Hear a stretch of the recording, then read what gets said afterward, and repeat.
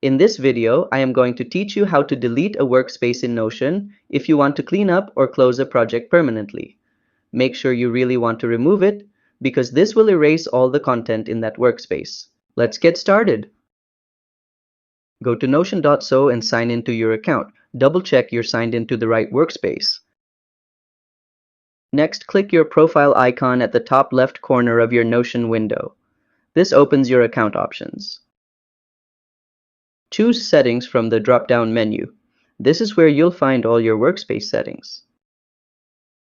Go to the General section in the Settings menu. This is where you can see workspace information and actions. Scroll down and click Delete Entire Workspace. Confirm the action and your workspace will be removed permanently. And that's how to delete a workspace in Notion. If you found this helpful, like this video and subscribe to How to Tutor for more Notion tutorials. See you next time!